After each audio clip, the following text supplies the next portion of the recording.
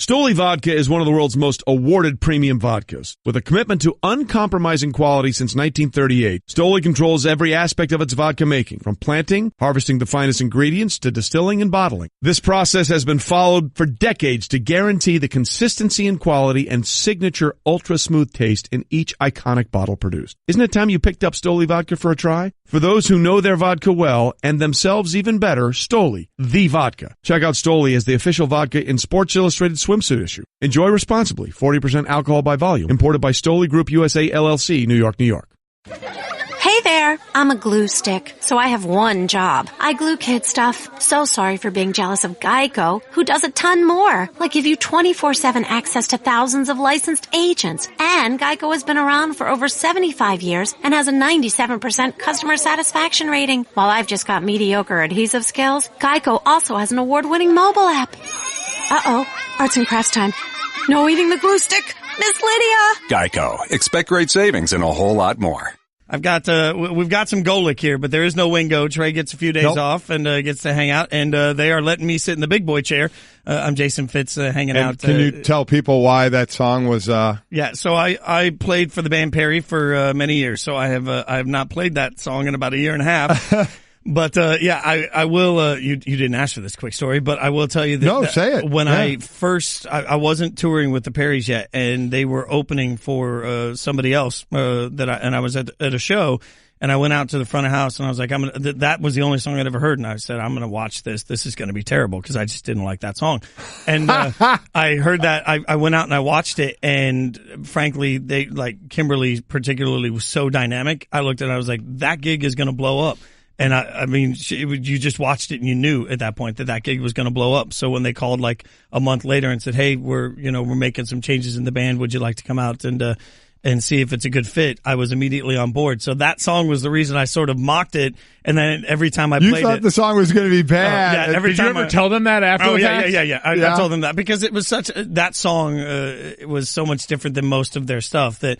But it was sort of what it is in country radio. Sometimes you put out kind of the fluffy single to lead to the If I Die Young was the next single for them, and that turned out to be one of the top 5 selling songs of all time in country music. Again, Jason Fitz played the fiddle for the band Perry, and we're gonna get to know him in a little bit, and you're gonna get to know him. And it's an incredible background and life that he had before jumping into sports here. It's very, very cool. So we're going to have some fun with that for sure. But first we need to get you caught up on everything going on in, I don't know, sports. So a little bit of what's trending.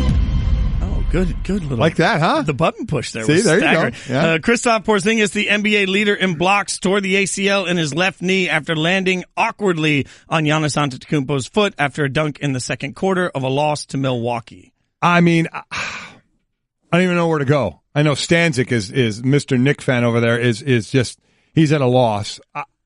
Here was a team that, you finally set your direction. Carmelo Anthony's gone. Kristaps Porzingis is the 7'3" new player of the, this is the NBA now, that big guy that can shoot away from the basket, play away from the basket. He is there, and they're going to build around this guy. And now a large player with a lower body injury is just almost a death knell at times to come back from. I think Stanzik and Knicks fans have to just sort of resign themselves to the fact that you're not supposed to be happy.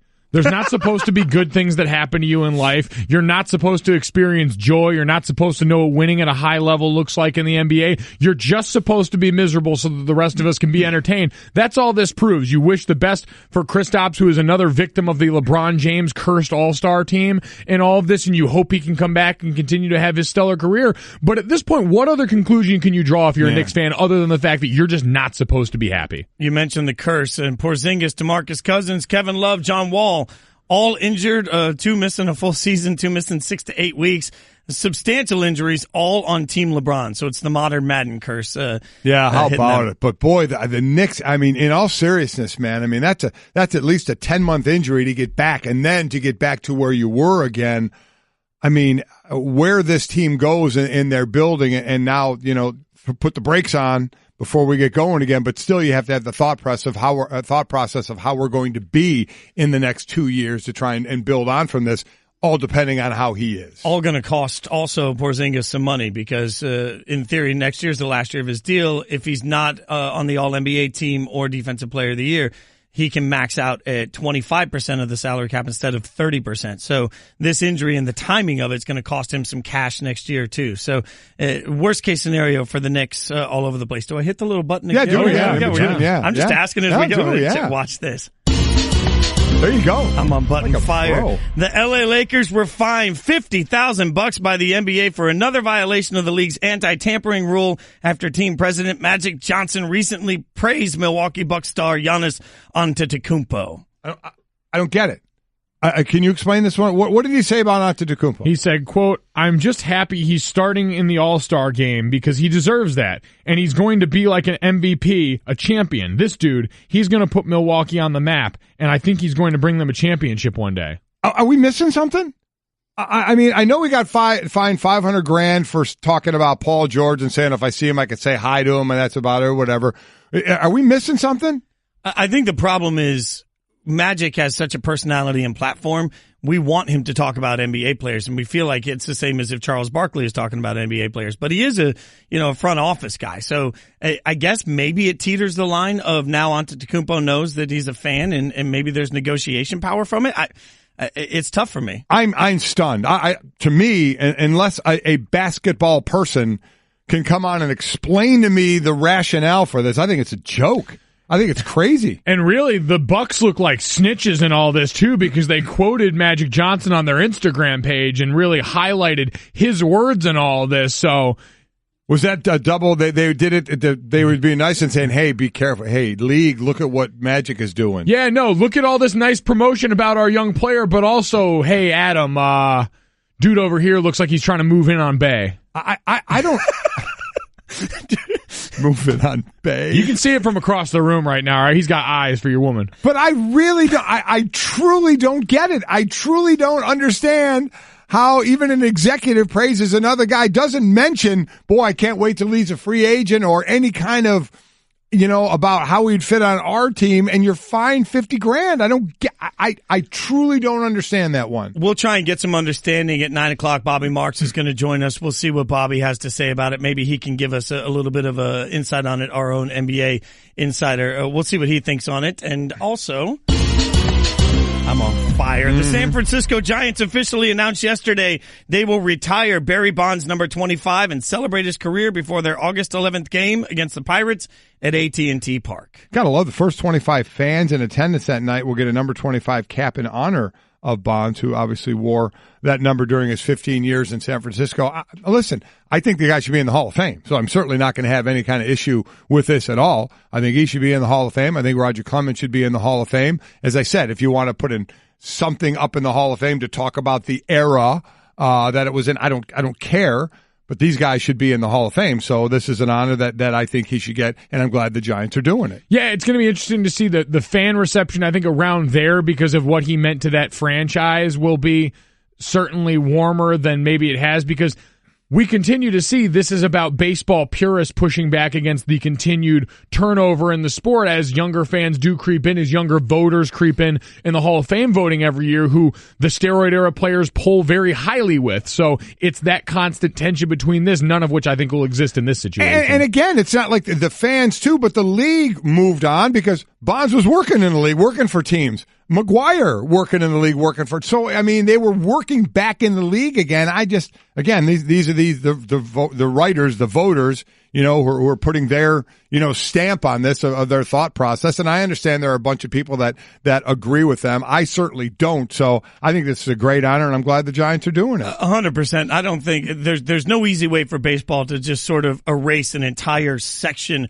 of history that influenced an entire generation of fans. I mean, you can't just erase whatever the steroid era is, and because there's no clarity to exactly what that was and who was a part of it, who wasn't a part of it, there's no easy way to handle it. But you can't just pretend these guys didn't exist, especially if you're the Giants. Go for it all day, every day. Acknowledge your great player, acknowledge that moment, and let Giants fans celebrate it, in my mind. And we have more drama in New England. Malcolm Butler went to Instagram to tell everybody that what we're hearing is not true, that he was not part of any sort of inappropriate activities during Super Bowl week, but that he appreciates all that the Patriots have done for him. He went out basically saying, my name is clear. Right. What's key to that is that his Instagram post, this is so NBA Petty Wars, his Instagram post was liked by Tom Brady, which is seen as sort of a moment of support. Well, and there was a comment, too, from LeBron, or from Tom Brady that even said, nothing but love for you, Malcolm, great teammate, great friend, all these different things, outwardly praising him in a way that, to your point, is very NBA. We're used to that. It's par for the course. It is not very Patriot way, and that's what's jarring about this. No, it's not. And one other current Patriot, even though it was on IR, Dante Hightower, showed support for Malcolm Butler as well. And you're right, that's usually a not very Patriot way here on Golic and Wingo. Jason Fitz in for Wingo. And what does this mean for the Patriots next season? Now What Wednesday is brought to you by Jared, the Gallery of Jewelry, turning feelings into jewelry. That's why he went to Jared. Listen, you read that whole thing from Malcolm Butler because we were all wondering, and all that was out there, did he miss curfew? Where was he hanging out? What was he doing? He spelled it out in there. I did none of that, nothing. And he said, it's actually hurtful to me and my family that would be talked about. He said, I saw my family every night. I did nothing else. You start to hear report, and he self-admittedly did not have a great year playing. And then now the other things you're hearing is the captains knew that he was going to be less a part of this defense in this game, supposedly. And then you heard reports he wasn't picking things up of this Eagle offense, which I have a tough time buying because this guy played 98% of the snaps. He's seen everything out there. So there's part of the report that I just kind of scoff at. But if he wasn't playing well and people knew because Rowe, who started for him, was bigger and these are bigger receivers, that he was going to be less a part of this defense, I could see that a bit. But man, not playing a snap on the defensive side of the ball really makes you kind of think, boy, is there more to this thing? Maybe there isn't more to this thing. Maybe it is the fact that he just didn't have a great year and they didn't think he would be very good on this in this defense against his team. That's still a tough one for me to swallow, though. If his Instagram post was very well written, but it wasn't clear enough on what he did do, that would be the one thing I would say. He came out and said, none of what you're hearing is true. But he never acknowledges what was the reason then. In his mind, there must be a reason he was benched. And I don't know isn't good enough. There's a point where you've got to know at this point, hey, they benched me because I didn't practice well. They benched me because I wasn't playing well. He doesn't say any of that. He leaves that just vague enough that we don't know where it's going. Now, the other side of it, though, to Mike's point, is that Patriot Way, whatever the Patriot Way is, Tom Brady seems to be completely out on it now. I mean, he's got his own Facebook show. He's doing his own docu-series. He's out commenting on this. I don't know that you can rebottle up whatever Patriot Way is. I think that's the most staggering part of what we're seeing in New England right now is that it's not just it feels like there's chaos. It feels like whatever we expect from New England no longer exists. I don't know that can be rebottled. Well, it's the kind of instability that breeds a situation like what we've seen with Josh McDaniels now. If you continue to weigh all of the little parts of this that add up into why Josh McDaniels would stay in New England versus want to go to Indianapolis, I think you have to factor part of this in there that we've seen a shift in the power dynamic in New England that would not only say, hey, Josh, we want you to stick around because we think you can be the next guy, which is interesting enough that they're planning on that level, which shows you where more of the importance is because you had the chance to do that with a quarterback in your franchise, and you chose not to because you valued that one quarterback over everyone else, signaling to us and signaling to Seth Wickersham that there appeared to be a change in this power dynamic. Now you're saying, hey, we want this coordinator so bad, we're going to rip him away at the midnight hour from this deal he was ready to sign because we would like to, in theory, have him as the succession plan if you buy into that model of thinking for our head coach. All of that indicates to Bill Belichick that maybe I don't have the power I once did, and this Instagram post and these constant little reminders that the power and the stranglehold you thought you had on this organization are gone, all kind of feed into that mindset. This used to be, or always seemed to be, a team that when darts were thrown their way, they all hunkered in together and say, this is the Bill Belichick way, and we're together, and nothing gets out of this locker room, to now, with the power struggle that Seth Wickersham had brought up, to the Instagram, we're seeing Brady come out and back his teammate off of a decision that Bill Belichick made. I mean, it really, you start to think and go, wow, it's for the first time, are we seeing on the outside? Now, there's always stuff on the inside, no matter how successful you are. I heard somebody talking about it yesterday saying, I guarantee you there's players playing on the team that can't stand being there. They can't stand the situation. And that's absolutely right. Oh, I mean, that's true everywhere. You right? talk to guys that have been there, and it's a culture of silence that existed for a long time because of fear, not because always guys were more than happy to comply with this, because you knew that Bill Belichick could flex in situations like this, that if you didn't comply with what the organization wanted, they would just cut you, let alone not play you. Right. But it feels like we're in the middle of an uprising. That's the difference. It feels like there's some sort of a swell, and for the first time ever, the Patriots and Belichick can't just put a cap on all of it. Golic and Wingo on ESPN Radio and ESPN2, and it's rivalry week in college basketball. We have Duke UNC on ESPN tomorrow night at 8 p.m. Eastern.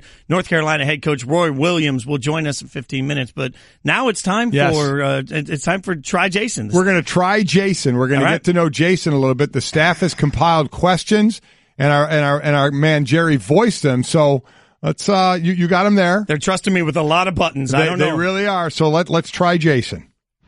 What musicians did you look up to as a child that led you to pursue music as a career? That was spectacularly done. Okay, so my first ever concert was Bon Jovi Skid Row. And I remember at the time I was a classical musician, and I went to this concert. I was like 10, 11 years old, and it was in Maine. And Bon Jovi came out, and I found out later they're called toasters. They're things under the stage that pop you up and you land. And Richie Sambora landed on the edge of the stage like he looked like he'd flown, smoke going everywhere, trench coat, playing the opening song of the show. And I looked out and I said, that is the coolest thing I've ever seen. So Richie Sambora was like a life-changing guy for me, because that was the moment that I realized that classical music was not fun, and that touring looked like it would be. So Richie gets and then a few years ago, I was taking a red eye from in LAX, and I was just being a grouchy, and the security lines were all messed up. I hadn't slept in 2 days, and I throw my stuff down, and I'm all angry, throw it down in airport security, and I realized I hit the edge of somebody's back, so I turn around to say I'm sorry. Richie Sambora standing next to me. Really? I stopped him in the middle of LAX, and we talked for like 10, 15 minutes. The nicest guy. Then we tweeted back and forth for a little while. That was like the That's ultimate. Cool story. Yeah. So did you tell him that story? Yeah. I told him. I told Richie the whole reason I ever toured as a musician was because of Richie Sambora. All right, good start. Like that. All right, that's good. We're going to the next one. Yeah, absolutely. We're moving along. All right, here we go. What was the worst part of watching the Super Bowl at the Golics? Oh, sitting next to Golic Jr., obviously. I mean, sitting next to Golic Jr., no, actually, the worst part was the coma after the cake. Yeah. My God. There was that cake. What was that cake? My wife made this cake that was just ungodly sugar-filled. With Oreo cookies and frosting and a diabetes garnish. Yeah, it was, but it was so good. Oh, but you watched it dropped everybody. If you watch the replay on it, Golic Jr. was sitting upright in his chair after the cake. Every time it shot back to him, he was further and further slid down. He was in straight nap time. I thought the best line of the night, I didn't know if you would get aggravated by it again, because you're a classical music guy, was when Mike Periano, the Perianos, our friends, were there, and Mike Periano asked you, hey, with your fiddle, did you play a lot of square dances? He did ask me if I did a lot of square dances. Talk about getting typecast. Yeah. And I tried to play it off a few times where I was like, no. And he's like, well, I just know country music. Country. It just kept drilling on the square dancing. So then I finally did. I think this next question will let us know you did a little bit more than that. Do you have any stories from Juilliard reminiscent of the movie Whiplash? And in your time there, were you more often Russian or dragon? Wow. So when you're a classical violinist, you always play ahead of the beat. So I was always Russian to the Russian or dragon joke. Yes, the movie Whiplash, very accurate. I remember I had one teacher at Juilliard when I was a kid, Peter Malevsky, and spoke a bunch of, he just spoke mostly Russian when he got really frustrated with you, and he would just pick up whatever was on his desk and throw it if he got angry. So really? Like snow globes come hurling across. And when I was a little kid, and I started there because I started at Juilliard when I was 10. When I was a little kid, the doors are very, very, very heavy at the school, so I couldn't get them open. I'm not a big guy now. I was particularly not strong then. Couldn't get the doors open. So he would always have to come out and help push the door open for me, and then he would mumble in very disapproving Russian the entire time. You were 10 yes. when you were Juilliard? Yeah. Classical violin. Yeah, when I started there, yeah. What were you doing at 10, Mike? Classically eating. Yeah. Yeah, but look at where it's gotten you. Yeah. I mean, look at where it's gotten you. Part of the job for a while, a very short while. Unbelievable. Wow, that's good. Sort of the running joke when people are like, how do you get to ESPN? I'm like, well, you just go to Juilliard and see what happens. Who is the biggest star you got to meet during your time as a musician? Tough question because, for me, it was Richie Sambora, right? I said that earlier, but we had the opportunity. I think the luckiest part for the band is that If I Die Young crossed over. So we were able to do all of the Billboard Awards and American Music Awards and all those guys. And so I've got a buddy that's a drummer for Bruno. So I've been able to, meet him. And I actually went to high school with one of the guys in NSYNC. So I sort of grew up going to before I'd ever achieved any level of success, I went to a bunch of NSYNC shows. So tell us which one. JC. Really? Yeah. Shout out to JC, by the way. He's a big ESPN fan. So there you go. He might be watching. He might be watching. Call in. Yeah. I like that. Call in. Also a big NBA fan. So I guess, depending on who you – but I will never forget Nicki Minaj at a Grammy show was running – and it was live TV, and she was running late getting to the side of the stage, and they were doing makeup on her, and I was standing there, and they kept yelling. They're like, Nicki, we got to go. We're live. Nicki looked over and said, live TV will wait for Nicki Minaj. That's my Nicki. That She's is not wrong. great. She's not wrong. Let's do another one. Up. What's the coolest instrument to play in a band? What's the least cool instrument? And where does your fiddle rank? Hit him with the fiddle, boy. Fiddle ranks very near the bottom. I mean, very near the bottom. Coolest to me is the drummer. And the funny thing is, that's always when I walk around and people say, oh, are you the drummer? That's when I feel like I've really made it. So the drummer, by far the coolest. Least cool has got to be the banjo, right? Banjo is not, Really? Banjo's not cool. Really? Banjo. That's and most, to me, most of your guys that you see on country tours that are playing banjo are actually playing what's called a ganjo. So it's a guitar. It's strung just like an acoustic guitar. It's just made to sound like a banjo. So they're not even really playing the banjo. They're playing the ganjo. So are they the ones that you look at in judgment the way Dad or I would have looked at specialists back in the day, the kickers and punters that are over on their separate field just being weirdos, not doing any real football? Who is that in the band? Probably the fiddle player usually. We're kind of the punters of country music. Yeah, really? I'm not going to deny that. Real quick, we got a lot of questions. We'll get to them. What's the hardest instrument to play? Violin, by far. There's no help on a violin. This much is the difference between, for radio, yeah. A centimeter is the difference between accurate and not accurate on a violin. That's why. Because you said there's no frets. Right, no frets. So you spent, I was practicing 8 hours a day by the time I was 8 years old. That's unbelievable. You have to. And I don't want to say any of it's easy because you got to put time into it, but what relative to how we're answering this easiest instrument? Acoustic guitar. Think about every songwriter you ever see out of Nashville has got an acoustic guitar in their hand because they learn 4 chords and they can play acoustic. And acoustic guitars have what's called a capo, so you just move this little stick basically up and down the neck and it changes the key for you. So you don't even have to be able to play, if you learn 4 chords, you can just move the little stick and play those. You can now play all the chords by using the same hand position. Oh man, we are getting the dirt here on so people. many cheats. Man, I tell you, you've all been found out right now, all right? The next time some guy pulls out a guitar at a party and plays Wonderwall, know he's a fraud. So you ain't cool. Total fraud. So you ain't that cool. You could do that and give it an hour on YouTube and you can figure it out. I guess we'll get to more of these. Yes, we will. Throwing all sorts of shade. Hey everyone, Mike Golick here. Support for the Golick Wingo podcast comes from our friends at Rocket Mortgage by Quicken Loans. Chances are you're confident when it comes to your work, your hobbies, your life. Rocket Mortgage gives you that same level of confidence when it comes to buying a home or refinancing your existing home loan. With Rocket Mortgage, you can apply simply and understand fully so you can mortgage confidently. To get started, go to rocketmortgage.com/Mikes. Equal housing lender, licensed in all 50 states, NMLSconsumeraccess.org number 3030.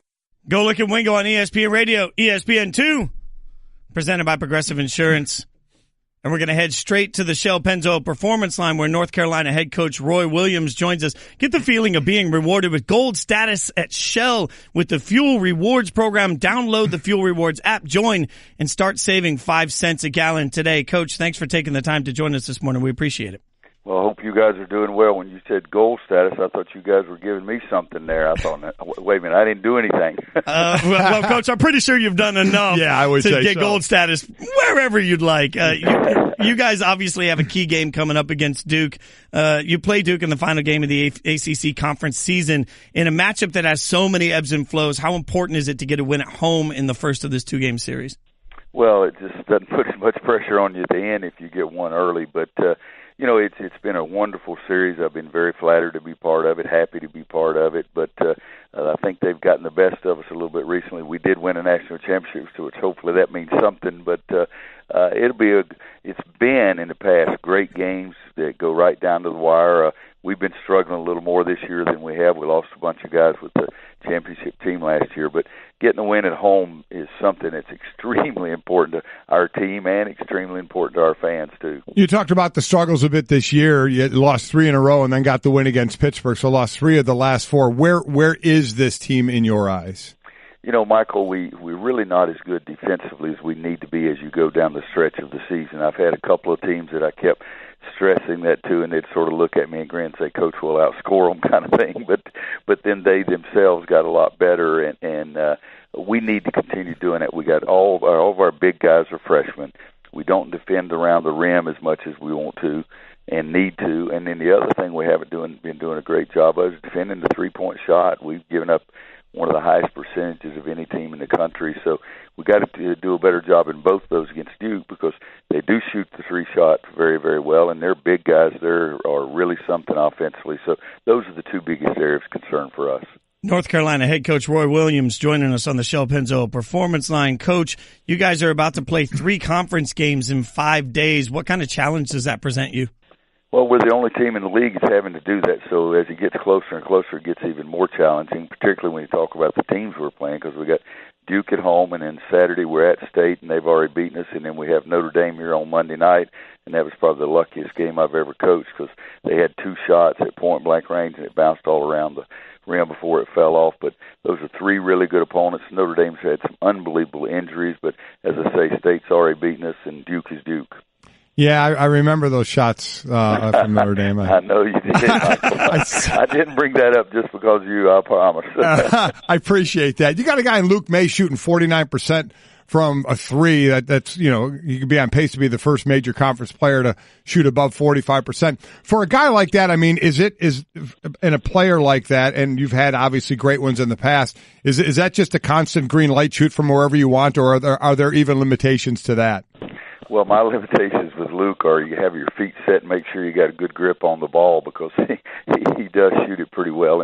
And he, most of the time, has great selection of his shots as well. But he's just a kid who's put in so much time, effort, and sweat on the court and in the weight room that just extremely happy for him. And needless to say, he's very, very important to us. But most of the time, he really does a good job of choosing which one to shoot.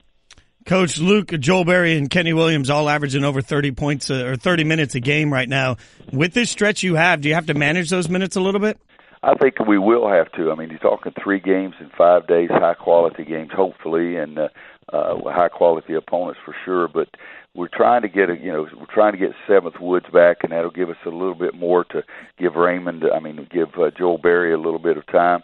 And at the same time, I made the commitment a couple of games ago that I've got to get my big young guys back in there. So hopefully we'll reduce a few of those minutes. But they're our best players, and other guys play their guys 40 minutes. I've just always thought that was hard to do. So we'll try to get them a few more breathers. Coach, try and break up the season for us. In college football, you get that one loss, depending on you get it, that can be your season, and you're on the clock. You can't get another one. In basketball, certainly a little different where you start the season and how you break up a season. How does a basketball coach break up a season and where you are now with just a little over a handful game left in the regular season? Well, we go the pre-conference season. That's one to get us ready for conference play. And then we talk about conference play needs to get us ready for hopefully NCAA play. And as you go down the stretch here, you get into position. You're always hoping somebody else does something to help you. But most of the time, you're in control, just like Virginia is really in control in our league for the regular season title right now. They do what they're supposed to do. It doesn't make any difference for the rest of us. But we try to break it down to get to those last 3 or 4 weeks to be in a position that we control our own destiny. And then you take a breath and for about 30 seconds, and hopefully you're one of those teams on Selection Sunday that get a chance to continue. And then the old Jimmy Valvano way of survive and advance is extremely important. But we break it up into 2-game segments. We're going here to play a tournament. If we play 2 games very well, perhaps they'll let us stay around and play another 2-game tournament. But we've had some great runs. Doesn't mean any difference right now because you got to do it this year. We're talking to North Carolina head coach Roy Williams on Golic and Wingo on ESPN Radio. Coach, obviously you guys have Duke, North Carolina tomorrow night, ESPN, 8 p.m. Eastern. You've been watching Marvin Bagley III. What stood out to you watching his performance so far? Well, he's so skilled offensively. It's the first thing. With that size, he can step out and shoot the three-point shot, and does shoot them and does make some of them. And then the other thing, around the rim, everything is a dunk, anything inside 4 feet. He's not one of those guys that lays it up softly off the glass. Anything within 4 or 5 feet, he just dunks it. But it's going to be a challenge for our freshmen, big guys who have trouble guarding me in our pregame drill. So it'll be a challenge for them. But he can run the floor. He can pass.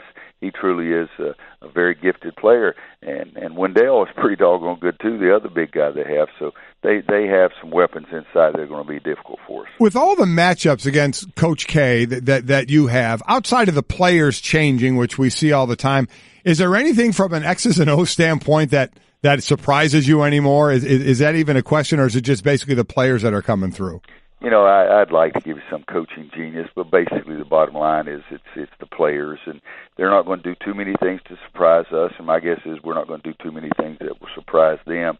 We have competed against each other for quite a while, even several times when I was at Kansas, and so what it is their players are very unselfish. They used to shoot a lot more three-point shots than we did, and we were the team that relied on the inside play, and this year they're relying more on the inside play, and we're shooting more threes, and it's a shock to me because I never thought I would say that. Coach, I was giving you the opening there to say it's all you, all the coaches, not the players. I was trying to give you a shot there. I'm afraid somebody might believe it. If we lose, they'll fire me. Speaking of players, Coach, it's National Signing Day today in football, obviously. When you see in your world that Duke signed the number 1, 2, 3, and 10 players in next year's class, kind of what goes through your mind in that process? What's going through my mind today is that we've got a couple of guys that are going to have announcements this morning for our football program, so we need a couple of guys out there that are going to make decisions today. But no, they're going to get good players, and hopefully we're going to get some good players also. But that's pretty impressive what they've done with this class. It's fantastic stuff. Hey, Coach, good luck for the rest of the season. We appreciate you giving us the time this morning. Thanks, Coach. Appreciate it. You guys be good, and cheer for the Tar Heels about 11 o'clock on football signing day today. There you go. Perfect. There you go. Duke and North Carolina tomorrow night, ESPN and the ESPN app at 8 p.m. Eastern. This is the interesting stat. In the last 100 meetings, 50 wins for North Carolina, 50 wins for Duke, separated by just 2 points in favor of Duke. It really is incredible, when you think about it, that many games and just separated by that much. And as we were alluding to a little bit there, it's National Signing Day in football today. So we'll see that go on. But remember, they had the early signing day. Really 3/4 of a lot of the top recruits are already signed. There was that 3-day period in December. So all the teams kind of finishing out their classes. As far as basketball, he mentioned them. It's Virginia. Virginia 22-1 overall, 11-0 in the conference. They control everything going on. Next closest is 3 loss teams in the conferences, Clemson and Duke, both 8-3 and 7-3 respectively.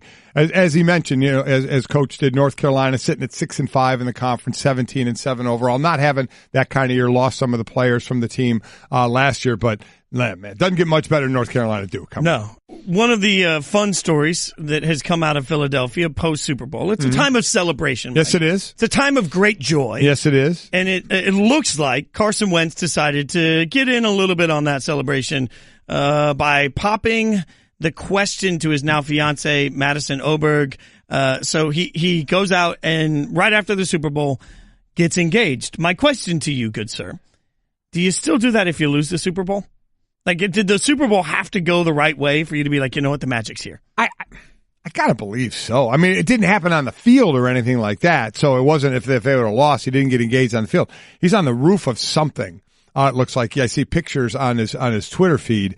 I have to believe so. I have to believe you had the ring and you were ready to go, win or lose. I mean, you would really hate to base the rest of your life experience on whether you won or lost that game. You know, because you'd hate for that to get out if he didn't get engaged there and got engaged like a year later and then over time said, oh, you know what, I would have got engaged after the Super Bowl had we won that in case we lost. I think you would have lost some brownie points there. So Sonny's my beautiful, amazing wife. She's not awake yet, so we can have story time about Sonny, right? Go. We'll see how this goes. I had bought the ring and planned to pop the question on Halloween because she is such a massive Halloween fan, right. and we do the big Halloween thing. Yes, you guys do. And so I had it all ready, and we had a house party, like 100 people in the house. Everybody's just raging, you know, one of those Halloween parties. So I've got it all planned perfectly, and I go up about halfway through the party. I'm like, I'm going to grab the ring. My wife had maybe had a little bit too much. She'd passed out. Just passed out. She was done. Okay. So no popping the question at Halloween. That would make it difficult. And forever ruin my ability to pop the question at Halloween. So that's why I wondered, like, sometimes you have this great idea, but the things still have to sort of lay out. However, they do. if you've got a castle, because it kind of looks like the top of it. We're going to go with the castle. It does, doesn't it? So if you're going to go with the castle and you're going to have candles everywhere, like, I don't think you can work that out in 24 hours. So I think it was set either way. I think it was set either way, and he was going to pop the question, which then raises the question for Eagles fans: is there any video of how effective he was getting down on one knee and getting back up? Because we all want to see how the knee is in recovery. All we see is a picture of him already down on the knee, the left knee up, you know, and down on the right knee, and it looks pretty good. If you just looked at that picture and had no idea he had a bad knee, you wouldn't think he had a bad knee. Kneeling form, quite good. Although you can see in some of the zoom ups that he is wearing a brace, a nice brace on with his khakis. And then she jumped into his arms, so he was all on the knee. I mean, that's tough call. Happy moment. If they had been live streaming that, Eagles fans everywhere would have said no until he caught her, and then been like, no, that's totally. So he's good. So it all worked out for him for the rest of his life there, which is a good thing. We have a good story about Nick Foles. And that play where he caught the touchdown pass as well. But also coming up in about 5-10 minutes is Stu Gatz. And for whatever reason, we're being told that he left a message for us. We've got a little Stu mail, so we're going to go here and see what happens. Hey, Golic and Fitz, Stu on a mobile phone. First time, long time. Great show, guys. Enjoy it. I've been listening forever. Listen, Golic. Quick question for you. What is going on here? On national TV, I ate a piece of paper, a picture of your family. I ate that picture, printed out on a piece of paper. I did it to become a member of the Golic family. I go on social media for Super Bowl Sunday, and the Golics are having a Super Bowl party. Yet one Golic is not invited. I believe I saw Sid there. I believe Jake was there. I know Junior was there. I know Mom was there. I certainly know you were there. Stu Golic wasn't there. But you know who was? Jason Fitz. What is it about Fitz? What is it? Is it the hair? It's the fiddle. That's it. Golic, that's my question for you. It's the fiddle. Well. Yes or no? Well. I'll hang up and listen. Okay. Thanks, Stu. He did. He ate a color picture off the printer. The printer paper was still wet. Oh, nice. And he ate it. It was kind of nasty. Quite honestly, he said that to be part of the family. I just wanted to see him eat it because I didn't think he'd be dumb enough to really eat it. And he did. I mean, eating the picture feels a little like the guy that's trying too hard to land the dream girl. I mean, you just got to be able to sort of put it arm's length and have a little swagger. Like, I'm the king of swagger, obviously. And Stu, Jason has a skill set with the fiddle, trained at Juilliard since 10 years old. What's your skill set? It's a fair question. What are you bringing to the table? We'll ask him next. Coming up, Stu Gatz from the Dan Le Batard Show joins us, plus more on Josh McDaniels backing out of the Colts job. Golic and Wingo.